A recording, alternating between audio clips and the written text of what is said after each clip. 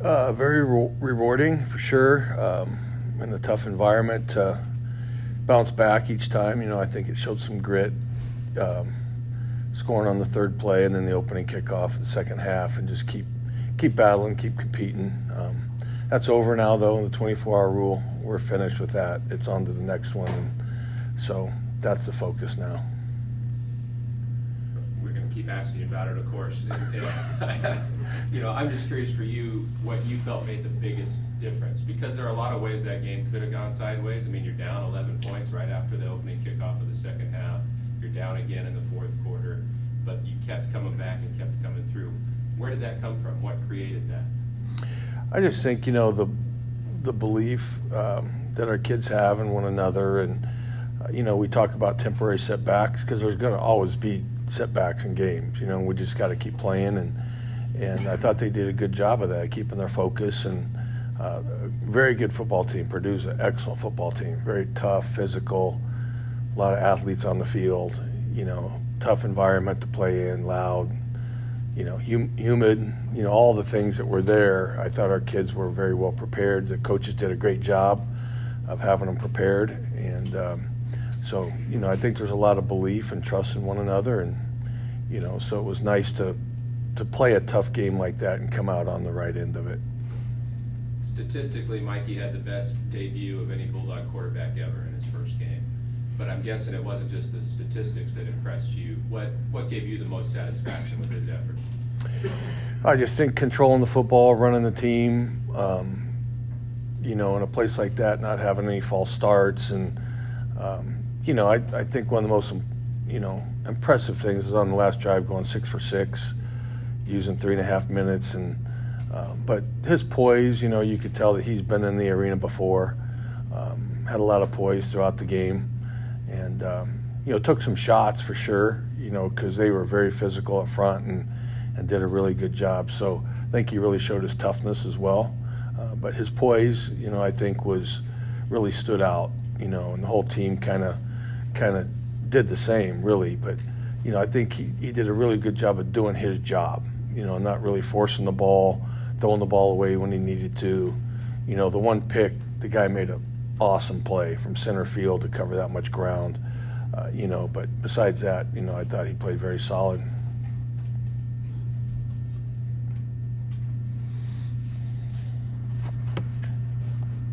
Morning, Coach. When you look at Mikey Keane and what he can do athletically, when you guys were thinking about the offense, was it more about utilizing his strengths, or did you want to go and find somebody that could roll outside the pocket like Mikey? Well, you always try to find a guy that can do multiple things, and I think Mikey can do that, to extend the play with his legs. I think he did that a few times in the game. It's, when you're looking for a quarterback, you'd like to have somebody who's multiple, as far as the dimension they bring. And so, I think, he does a good job of that. When you saw him go down with what looked like an injury, did you hold your breath at all, or did it bring you back to that moment with Jake against USC? Here we are in this, Power 5 game, and our guy appears to go down. Yeah, I was definitely concerned, because Mike is a very tough kid, but then when I went out there on the field with him, he was joking about a coaching point that I gave him, but then I knew he was okay. It was. Looked at him because we coach him to do something so that he doesn't get landed on and break his sternum or his ribs or something, and it's the kind of spin as you're going down if somebody's got you. And he said, I did what you told me, I spun, but he landed on his hip, and bruised his hip, but he's fine. Anytime your quarterback's laying on the field, or any player laying on the field, there's concern. Coach, you mentioned last week that there's only one ball, so how well do you think you did at distributing the ball to the playmakers and some of the newcomers, and how do you continue to do that moving forward? Yeah, I thought, we had a lot of guys who were involved in the game, and, it's really what the defense gives you. It's about decision-making with the quarterback and going the right place with the ball. It's very hard to say, this guy's going to get this many balls or whatever. It's really kind of dependent on what the defense does. And so I thought Mikey made good decisions on where to go with the football. And, And we have a group of guys that I thought stepped up, you know, to see guys for the first time like Jalen Moss and Gil. You know, obviously EB's been here a long time, so we kind of know what EB can do. And then kind of getting into the depth of the running backs, having, you know, Malik and Devin banged up a little bit, and Gilliam come in and really do a nice job down the stretch, you know. So, and then our tight ends got involved. You know, Bouse caught a ball, key first down, and Trey Watson made a couple nice plays, and so everybody was pretty much involved in the game. Since you mentioned a lot there, but with regards to the running backs, what is Malik's and Devin's status? I mean, I assume Elijah's the only 100% healthy guy right now? No, I think they'll be fine. Yeah, it's still early in the week, but they'll be fine. They were, you know, moving around great yesterday, so I anticipate they'll be 100%. Kind of a question before the game started. You guys had to do your walkthrough in the hotel parking lot, right? Purdue wouldn't let you on the field. Can you kind of share with us what happened there? No, that's not true at all. At all. We always do our walkthrough in the parking lot at the hotel. We went on the field. We did exactly what we always do. We went on the field. We walked around, saw the place, things like that. The morning of the game, we always do our walkthrough in the parking lot. So no, there was nothing like Purdue wouldn't let us do anything. They were very hospitable. You know, they were great to us. It was a smooth trip. Yeah, we did everything we normally do. In looking at the 2 deep, Coach, there really aren't many changes from week 1 to week 2, but Abe Matani is now listed under the kicker situation. Do you go with Dylan? Do you go with Abe? What is your plan moving forward? We'll see how it goes this week. Abe was bothered by a little bit of a hip issue, but he's getting better, so we'll see how it goes through practice this week. You have a couple of coaches on your staff that have recent ties to Eastern Washington. How much do you lean on them this week? Yeah, there is a couple guys, you know, but you never know. Each year's different, you know, and game plans are different, and people mix things up. They're a very well-coached football team. They do a lot on offense. Their quarterback's very athletic. Defensively, they play really, really hard. But it's evident that they're very well-coached, and so we're going to have our hands full. One of the things that's happening at halftime, you guys will be in the locker room, but Jim Sweeney is going to be honored. He's going to be inducted into the Ring of Honor. In Vegas at the Mountain West Media Days, we asked you how you felt about that. Now I'm curious if you have a Jim Sweeney memory that you can share with us. What's your favorite memory of him as a Bulldogs coach? Well, there's so many, you know, Coach Sweeney stories. You know, really, he's the godfather of this program, in my opinion. You know, he's the one who put it on the map. I have a lot of stories because I played for him and then coached for him for 6 years or 5 years. You know, so he was a great mentor. A lot of Coach Sweeney disciples out there, both players, coaches. You know, he really left a mark on college football and for sure Fresno State football. Any stories that you want to share? Any, pull you over to the side and whisper something in your ear during a play? No, there wasn't much whispering going on usually. You could hear him loud and clear, followed by maybe a head slap or something like that. But I love him to death. I mean, he was a great mentor to me. You know, as a player, he was exactly what I needed. Was a tough coach, and you know, as an assistant coach under him, you know, taught you a lot, you know, and so I'm very appreciative for what he did for me in my life, and so yeah, it'd be great to honor Coach Sweeney. And then I want to ask you about something that's, I guess it's game related, but not necessarily on the field related. Eastern Washington's new athletic director is Tim Collins, who was here. He was working in the Bulldog Foundation. Did you have any interactions with him when he was here, kind of doing his thing behind the scenes? Yeah, all the time. Yeah, I mean, he was our fundraiser, and so we interacted a lot together. He's a good guy, and happy that he has this opportunity there, and liked him a lot when he was here. Hey, Coach, can you talk about what you thought of Elijah's performance in the game? You know, I know he came in after Malik and Devin got banged up, but just talk about how you thought Elijah played when he had his opportunity. Yeah, I thought he played great. You know, really, I mean, he ran hard, made some people miss, had good vision. I think one of the key plays of the game was 3rd and 15, and we threw him the screen, and he got stopped like at 14 yards, and his second effort got us the first down. That was a big play. But he was prepared, and that's what we talk to our team about all the time is you never know when your chance is going to come. And he took full advantage of it and did a really nice job for us. And then secondly, coming off of that, I know, you had a great crop of receivers the last few years, but just talk about Eric's game. Do you think that was the breakout game that he's been waiting for and that, the fans can see the rest of the year? Well, like I said, each week's different. Each game plan's different. And it just happened that, we were able to go to him with the ball. He's a very dependable guy. That was no surprise. He's been that way for a few years now. He's made some big plays for this program. And so he works hard every single day, a very dependable guy. Leader, obviously, he's one of our captains that the team voted on. So very well respected. And, that's what you would anticipate when he gets an opportunity to do that. Coach Kamari Bailey and Cameron Bracco were two that I think played more than maybe the depth chart suggested. Could you share a bit about those two and what the impact they've made is so far? Yeah, I thought some of the new guys really did a nice job, coming in. Ezra Christensen did a nice job when he was in there. Kamari Bailey, he put some pressure on the quarterback a few times. So it's nice to have some depth and see some of the guys who've been working really hard through camp come in and make an impact like that. So really happy for the guys who got a chance to play. And we have a lot to clean up, though, in all areas of the game. First game coming out, there's typical things that you need to work on. And so we need to improve a lot, going into the second game. I believe you said at the beginning of camp what you hoped carried over most from last year was the resiliency of what that team went through. How does that rub off on some of the new guys that did not go through the 1-4 to 10-4? Well, I think there's enough leadership on this team of people who experienced that before. Whether that had something to do with it, on Saturday, I don't know. But I think the belief, just the way we work and the belief and how they work it, every single day. That's not just camp. That's from winter conditioning to spring football, the summer program.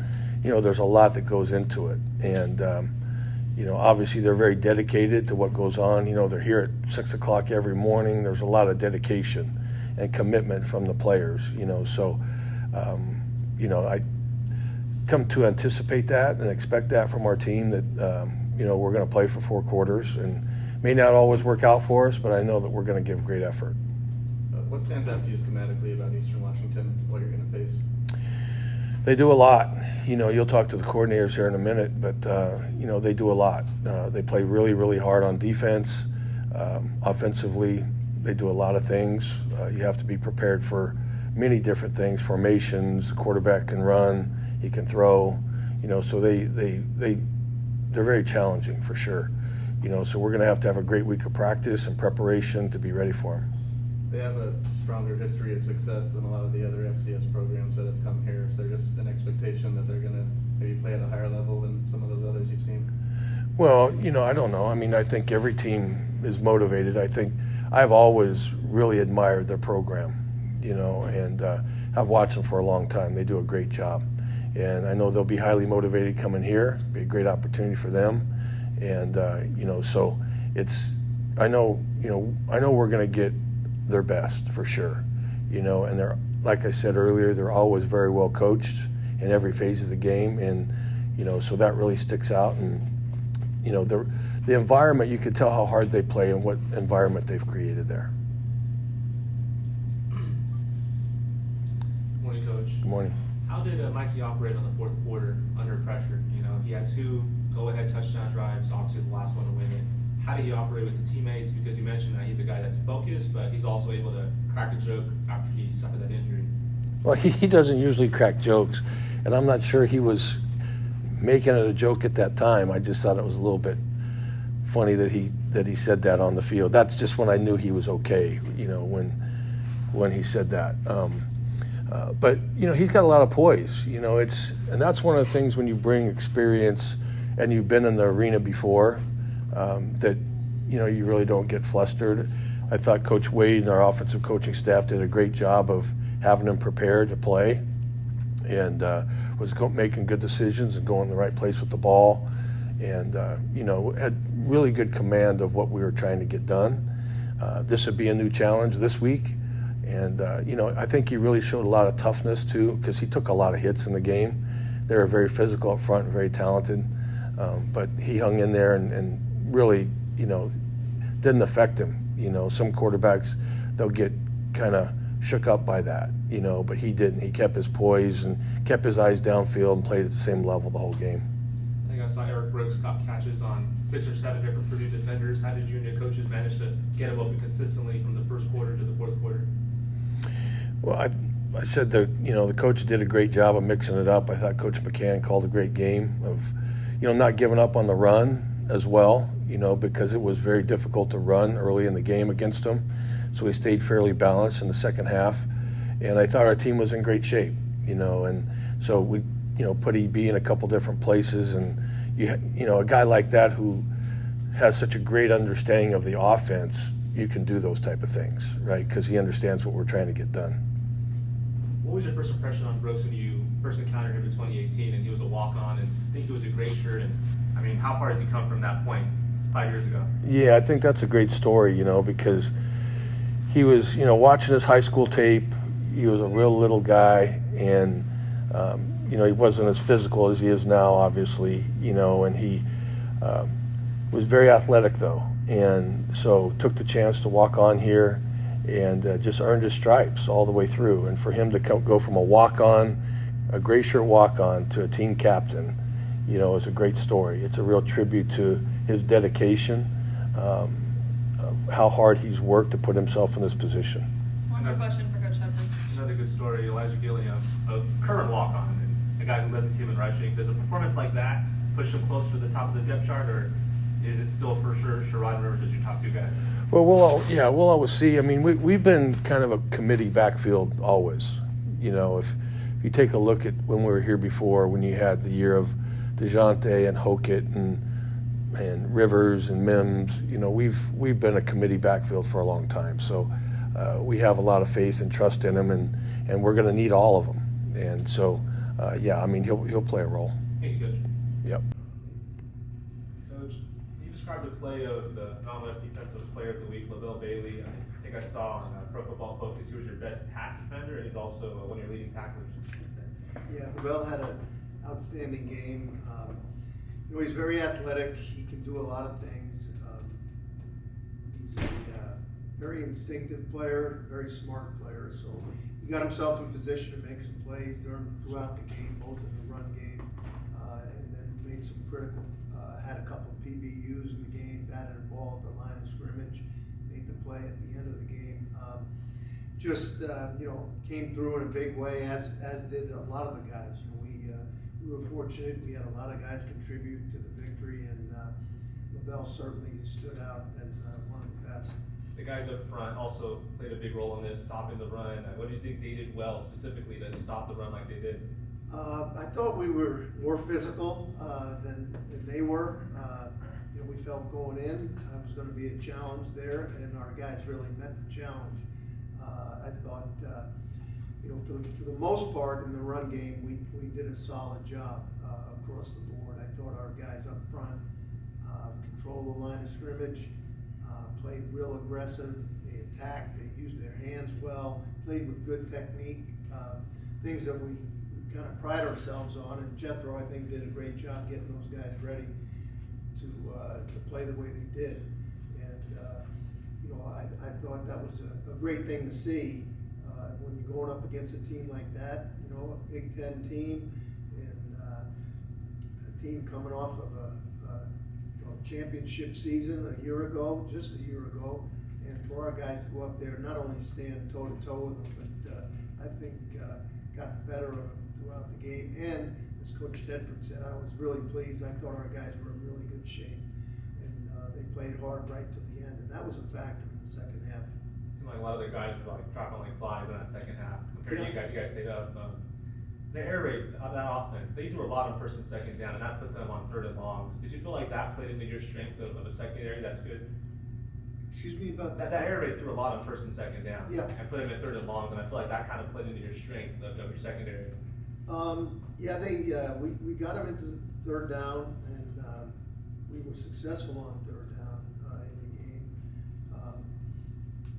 We tried to mix it up a little bit on third down against them when we had them in longer yardage situations, and it was helpful to us. It was a combination, I think, of the guys up front. Even though we didn't sack them, we pressured him a number of times, and he felt the rush and was quick on some of his throws.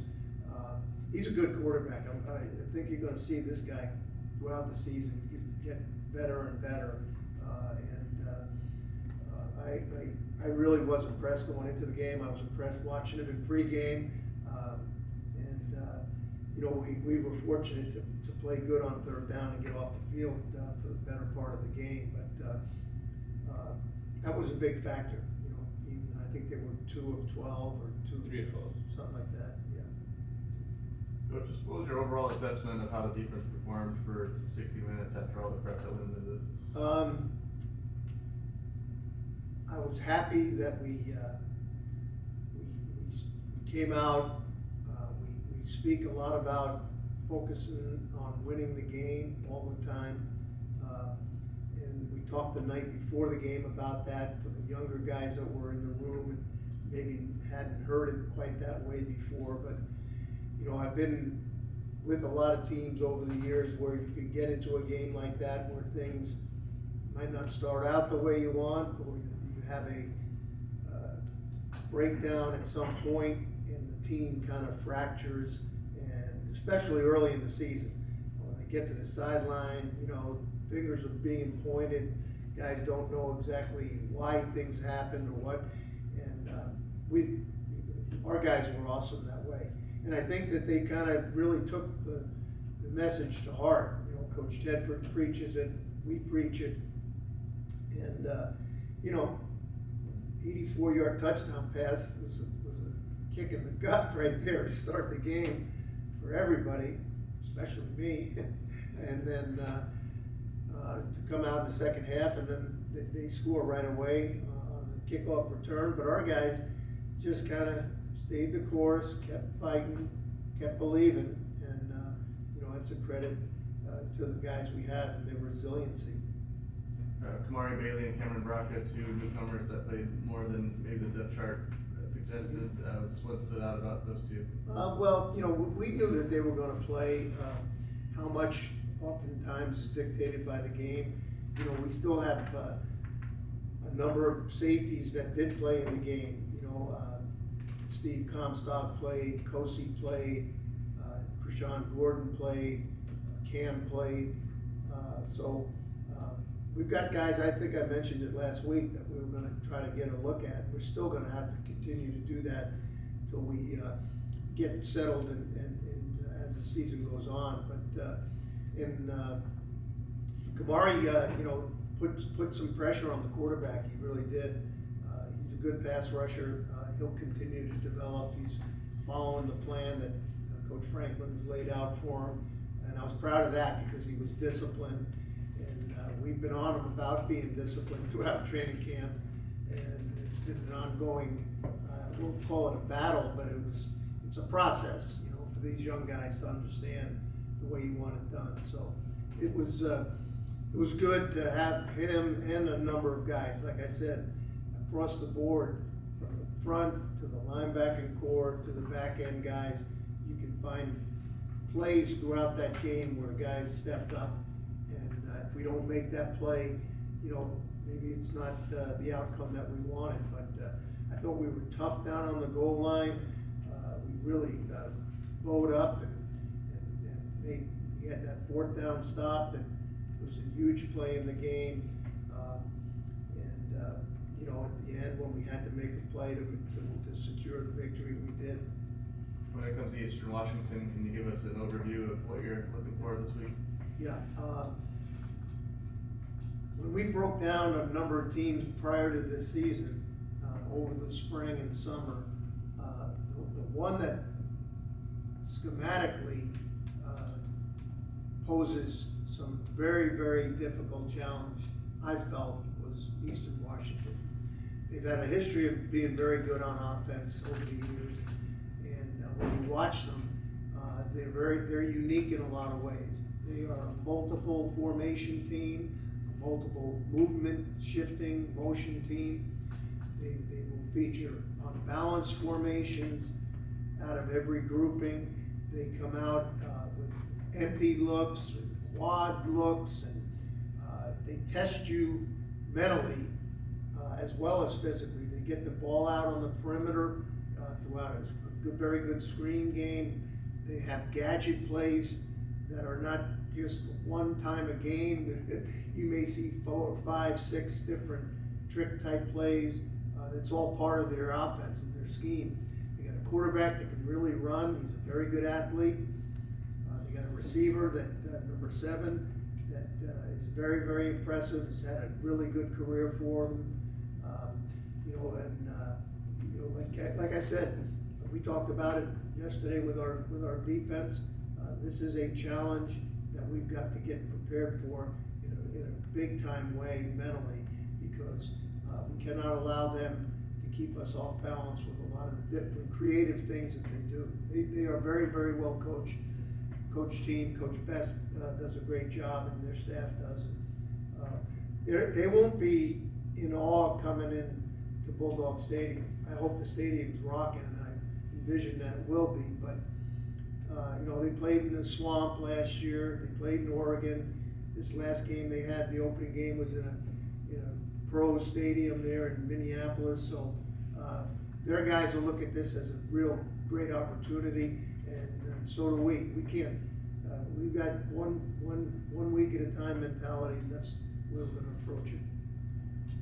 Hey, Coach, can you just talk about that? You guys had just taken the lead 32-28 in the fourth quarter, and then you guys had that goal line stand. Can you just talk about that goal line stand, and what was the mindset, just to get that goal line stand early on in the season? Well, we talk about the fact that as long as we've got enough grass to stand between us and the goal line, then our plan is to stop them. And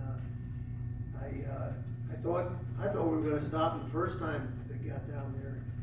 We had a couple of penalty calls on that drive that extended that drive, and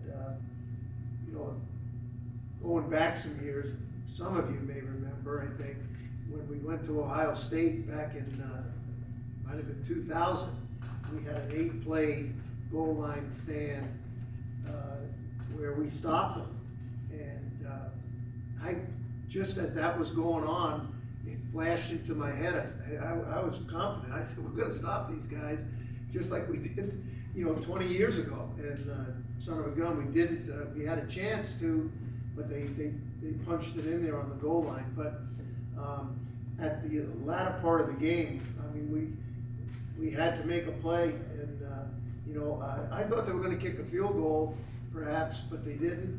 And fortunately for us, Malachi made a great play. The front, our front consistently got some penetration. They wouldn't allow them to knock us off the ball, and that kept people clean. And we had people scratching and clawing to get to the ball. We had some pictures. We, as a group last night, watching the tape, players got a big kick out of it. We did. There's bodies.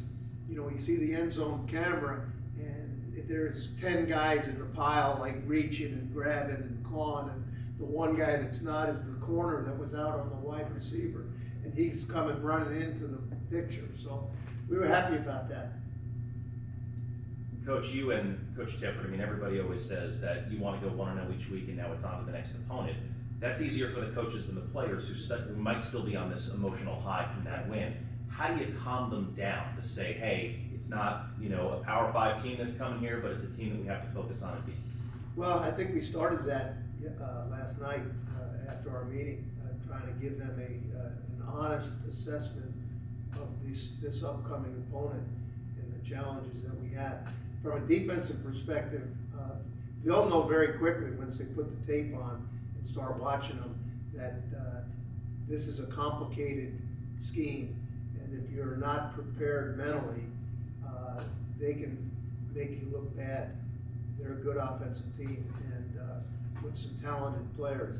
So I don't think we're gonna have any problem in terms of getting their attention throughout the week.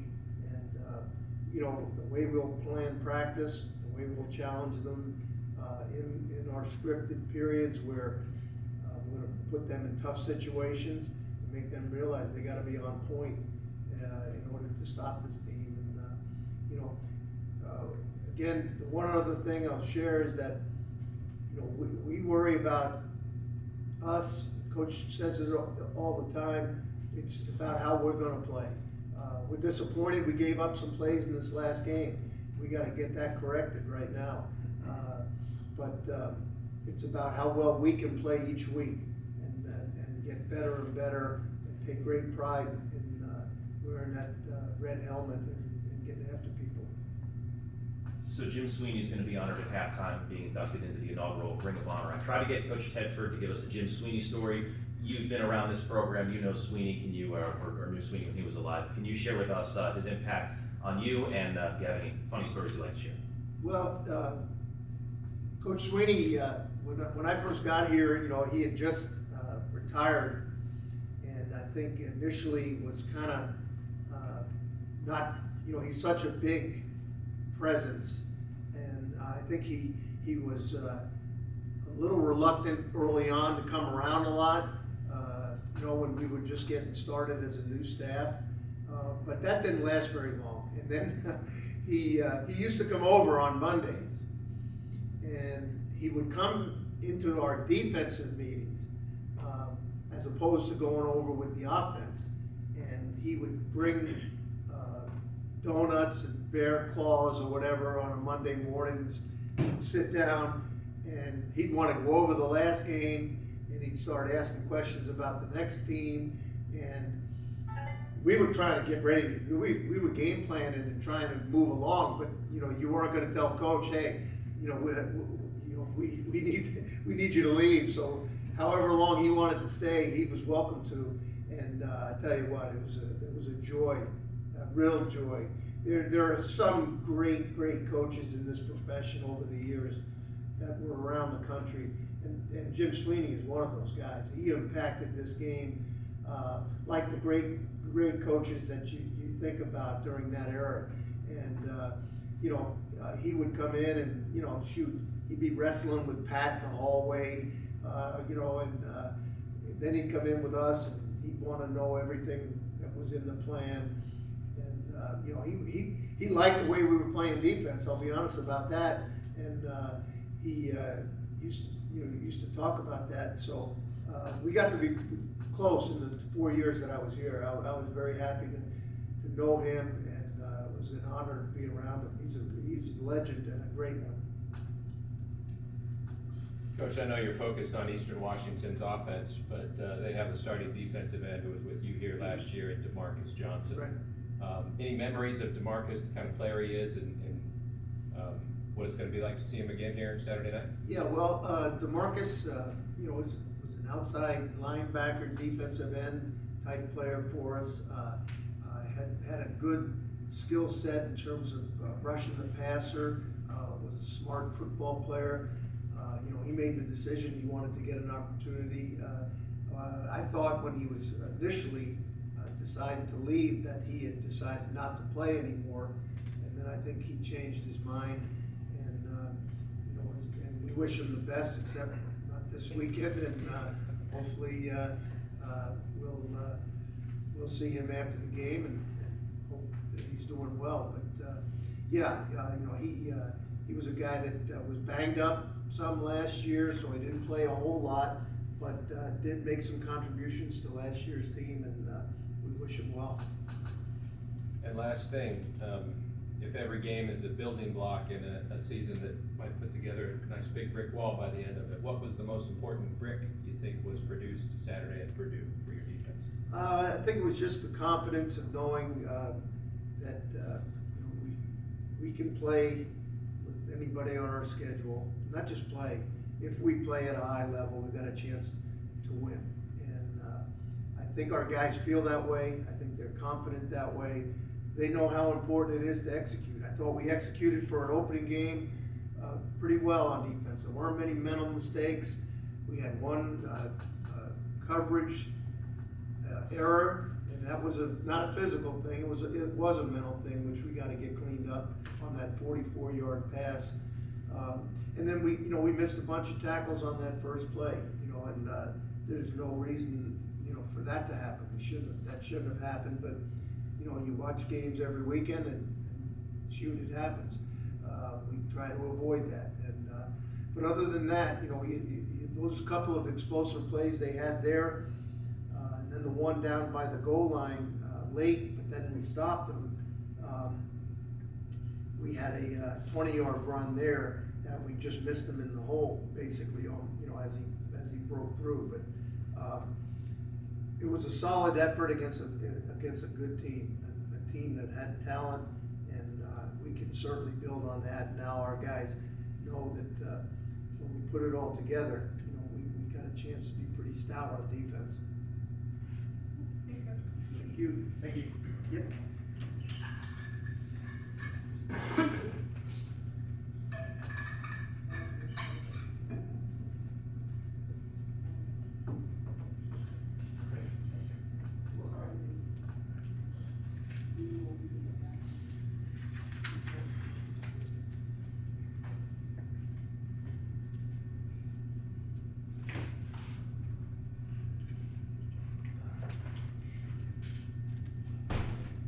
Well, Coach, I know there are going to be a lot of Eastern Washington questions, but I just want to ask about Saturday. Your first game as coordinator, quarterback making his Bulldog debut. Could you have possibly expected better results, better success than what we saw, and to what do you attribute that? Well, I would have loved to have started a little faster. 2 3 and outs was not exactly what I hoped to have happen. But I think you saw the consistency piece that we talked about last week with Mikey. I think that really showed up. Just as far as kind of how he operates, and I think what was a big thing for me was I'm sitting there at halftime going, man, we're a little pass heavy, and then I looked at it and it was like I forget what we were, we were something like 70% completion percentage for the first half, and even though we were kind of pass heavy, we were completing balls, and that was kind of where I realized, all right, Mikey's locked in, the receivers are locked in, the tight ends are locked in, and what the other team did from a front standpoint made it difficult on the O-line from a protection standpoint. Coach mentioned that Mikey took some shots the other day, and essentially it turns into 5 1-on-1 blocks for the guys up front over and over and over again because of what they did up front. And so I can't necessarily say that's what I anticipated, just because you don't know going into a first game with a bunch of new faces, including myself in that role. But I don't want to say I'm surprised. One thing that I was thinking about on the way home was how few drops there were in that game, and that's not what you usually see in a first game out of the gate. Where do you think that comes from? Our guys were locked and loaded.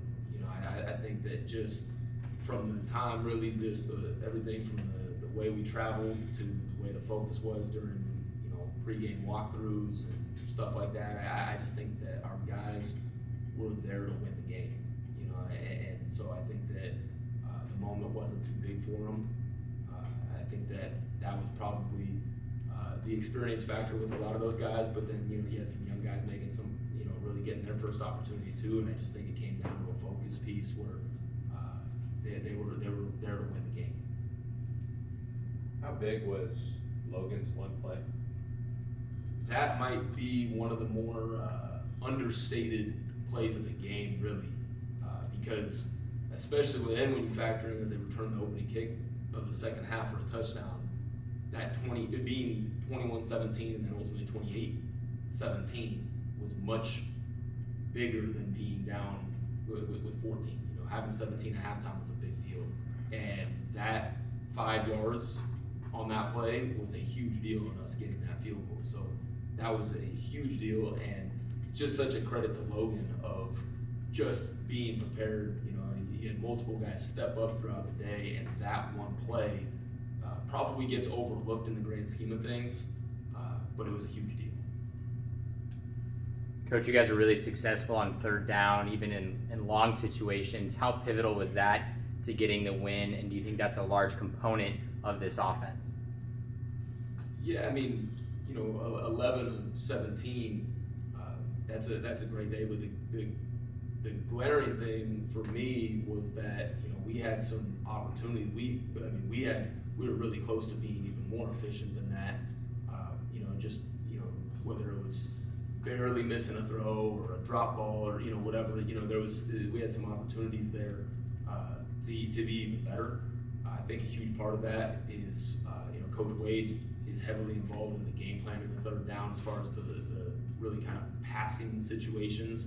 And I thought that just as far as just the plan there, I think our guys were ready for that. And then I thought Coach Armstrong, I thought Army did a great job as far as the third and short plan. Because then as we started committing to the run in the second half, we were getting into some third and shorts, and we had some opportunities to run the ball. We converted some of those, which were huge in the overall course of the game. So the third down was something that was really positive, but I also think that it comes back to just our players executed. Mikey hung in there, and he took some hits on third down too, and made some big time throws. We saw a lot of that read option that Mikey had. When you guys were formulating this offense, was it pivotal to go and get a guy like Mikey that could run, or is it more about utilizing his strengths as that athlete? Yeah, I think the option stuff, I wouldn't even necessarily say that that's Mikey's deal. It's more so, the structure defensively. They gave us some stuff to run the option. All of our quarterbacks can do what we were asking them to do on that. It was really more of a structural thing defensively that we felt that was an advantage. And so, the cool part about it was seeing it effectively executed. Personally for you, obviously, Eastern Washington ties, how do you avoid, I guess, taking it personal and trying to perhaps just take it to them? And do you want to do that and show, hey, this is what I can do over here? I want to take it to everybody. So, that's probably where it starts, is that I left on great terms at Eastern Washington. I chose to come here. If anything, they're probably sitting there, looking at me differently, but I have, a great relationship with the head coach still. For me, it's not a personal deal at all as far as that goes. I'm here because of what we did at Eastern Washington. At the end of the day, we did some really, really good things those 3 years that I was there, which ultimately led to me getting this opportunity here at Fresno State. So I'm grateful for my time there. I've got great relationships. It's something that I'm proud of what we did while I was there. But at the same time, I'm at Fresno State and I'm here. And I'm like I said, I'm trying to take it to everybody. Do you feel like Aaron Pryor feels the same way that you do? I know Aaron Pryor feels the same way that I do. And Aaron, for a lot of the same reasons, he left. He has great relationships there too with people, and so I think that he probably feels the same way as far as from a gratitude standpoint, for his time there. But at the same time, Fresno State, here we go. So knowing what Mikey Keane is capable of, and you guys obviously, we don't see as much as you see, of course, but knowing that he can pass for 366 and 4 touchdowns in Big Ten country, do you open up the playbook a little bit more? Or you talk about being pass happy, but what do you do now knowing, okay, he can do this, what can we do moving forward? Yeah, I think that, we knew kind of as we were going that, where he's at his best is he has such a great grasp of what we do. And he's at his best when he's able to work through progressions, and I never once felt like the whole playbook wasn't accessible.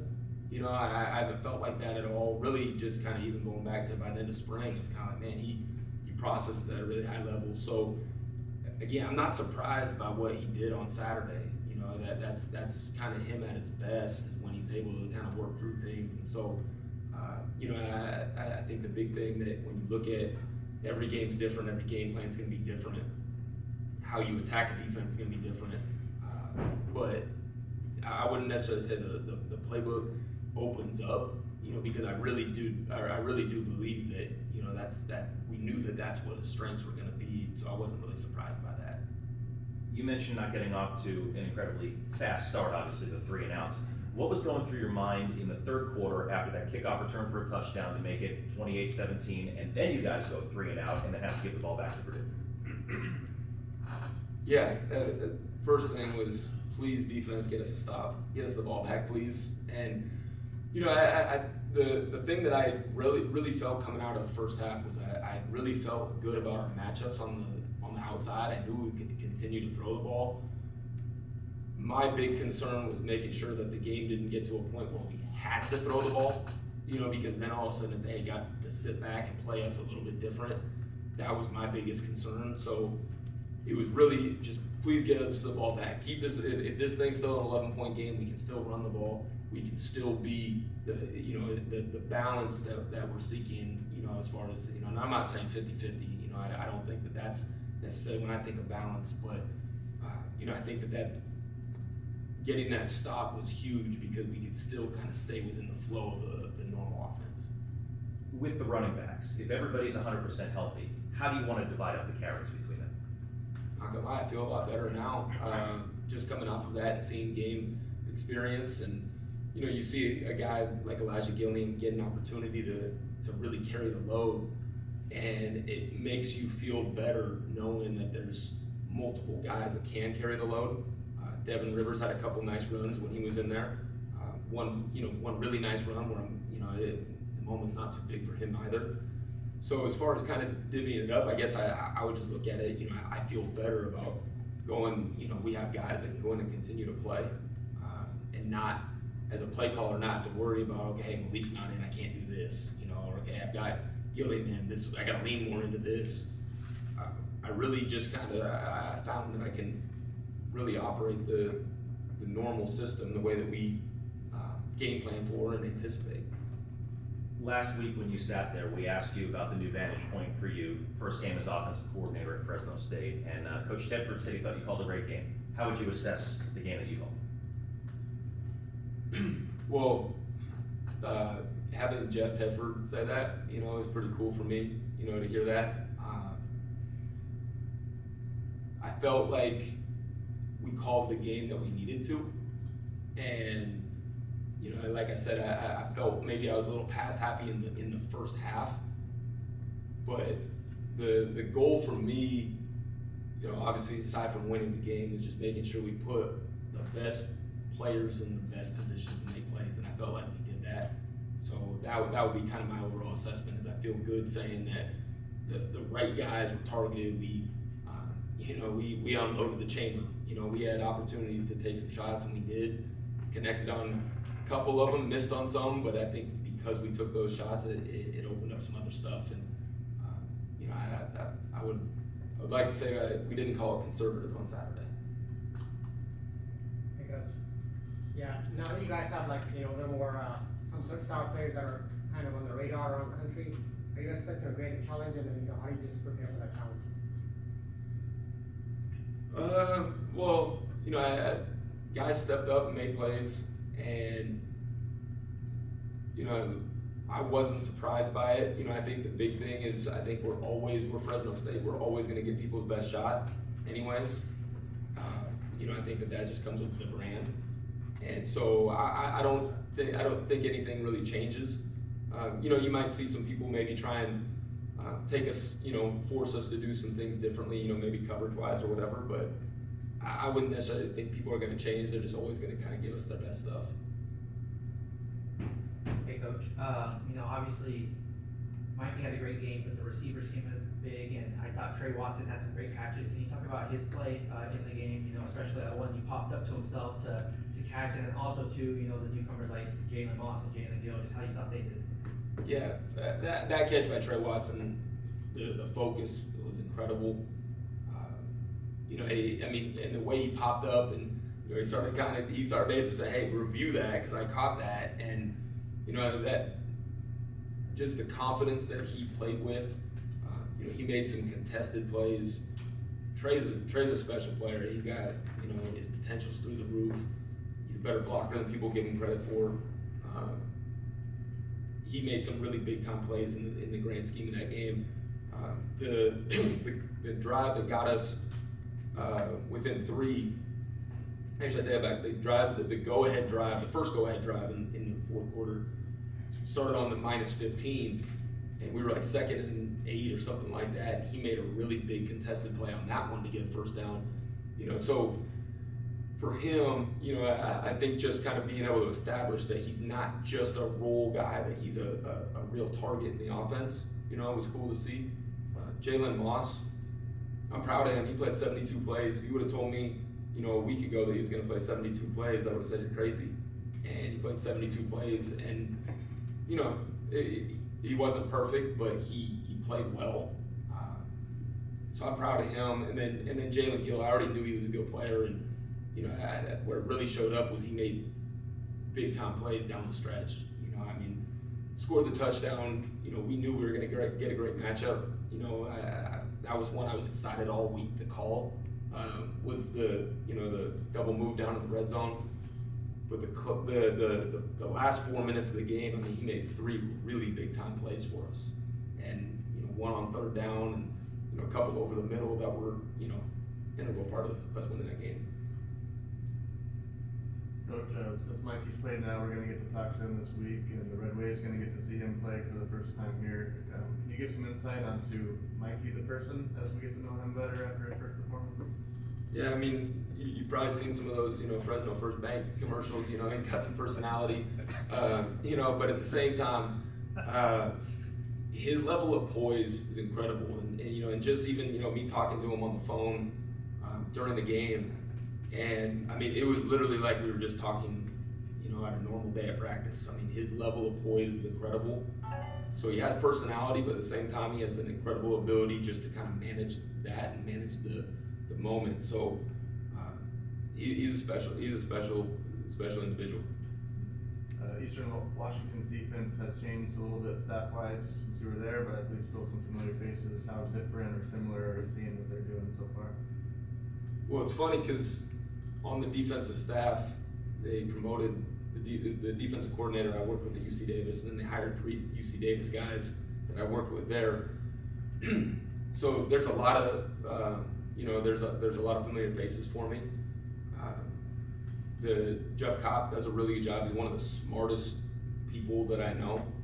He just happens to be a football coach, but he could probably, go do. He's a really smart person, and he's a really good football coach. So they pose some challenges just because, I know they're going to be well coached, and they're going to be really schematically sound, and they will have a plan for us. They do some stuff that there's very specific game plan by opponent that they're playing.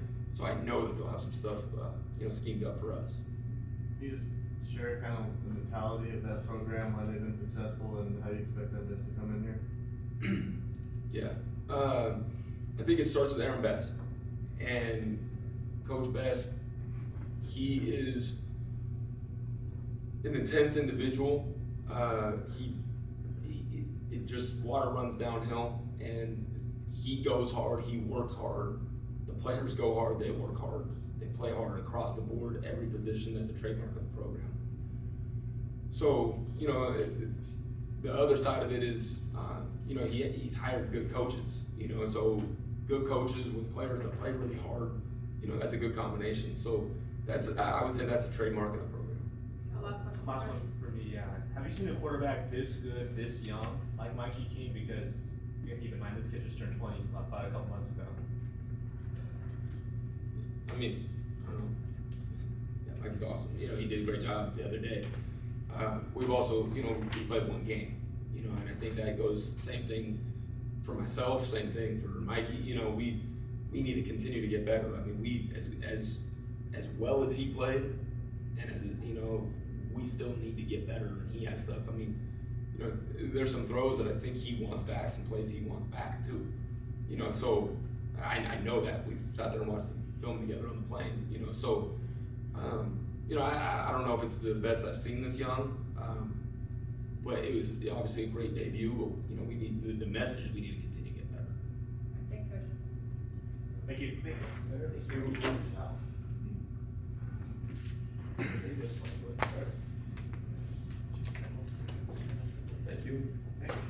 Thanks, Coach.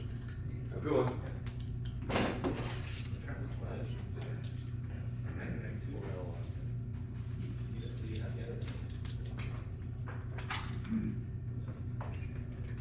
little squares, so that, you know.